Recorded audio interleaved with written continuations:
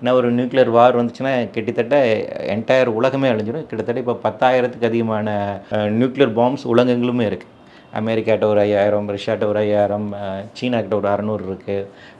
France, Britain, India, Pakistan, north Korea, Israel இவங்க எல்லாருக்கிட்டையுமே இருக்கு இல்லைங்களா? ஸோ இது எல்லாமே ஒட்டுமொத்த உலகத்தை எப்படியெல்லாம் அழிச்சிரும் அப்படிங்கிறது. அதில் ரொம்ப ஆபத்தானது என்ன சொல்கிறேன்னா, ஒரு மிசைல் லான்ச் பண்ணி 16 நிமிஷத்தில் வந்து அமெரிக்காவை தாக்கிக்கூடும் ரஷ்யாவிலேருந்துங்கிறது அவங்க கணக்கு பண்ணுறாங்க.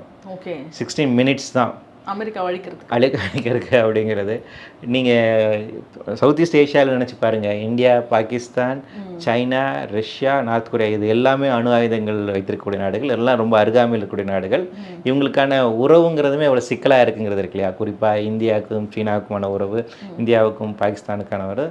அப்படி இருக்கும்போது ஒரு அணு ஆயுதம் நடந்தால் வித்தின் ஃபியூ மினிட்ஸில் வந்து மிகப்பெரிய ஒரு பேரழிவு நிகழக்கூடிய ஒரு ஆபத்தில் இருக்குல்ல. ரொம்ப கற்பனை பண்ணி பார்க்கும்போதே ரொம்ப பயங்கரமாக இருக்குது.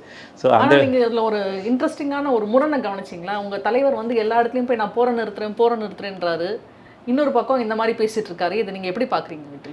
ஆமாம், அதாவது போரை நிறுத்துவேன், நான் சொல்லுவேன், நான் போரை நிறுத்துவேன். அதே நேரத்தில் நாங்கள் குண்டுகளும் வச்சுருக்குறோம், உனக்கு நான் பயந்து போய் போரை நிறுத்துவேன் அப்படிங்கிறது கிடையாது அப்படிங்கிறது சொல்கிறதுக்கானதான். பேசிக்கலாக ஒரு பெரிய பிஸ்னஸ் மேன், பிஸ்னஸ் ரன் ஆகணும் அப்படிங்கிறது. அதே மாதிரி தான் இன்னொன்று என்ன சொல்கிறாருன்னா, நான் வந்து சைனாவையோ இல்லை வந்துட்டு ரஷ்யாவுக்கோ பயந்தது நான் செய்யலை. அவர் அதில் சொல்லியிருக்க கொஞ்ச காலகட்டத்தில் சைனாவுமே ஈக்குவலண்ட்டாக அணு ஆயுதங்கள் கொண்டு வந்துடுவாங்க. ஸோ அதுக்கு எதிரான ஒரு இதில் நான் அவங்க செய்ய வேண்டியது இருக்குது அப்படிங்கிறது. அது ஒரு ஜியோ பொலிட்டிக்கலான ஒரு விஷயம் அதில் இருந்தாலுமே கூட வந்து அது எந்த அளவுக்கு இப்போ ஒரு நியூக்ளியர் டெஸ்ட் அப்படிங்கிற சாத்தியங்கிறதும் ஒரு கேள்வி இருக்குது. பட் என்னென்னா அமெரிக்கன்ஸுடைய அந்த நாட்டாமத்தன்மை இருக்கு இல்லைங்களா?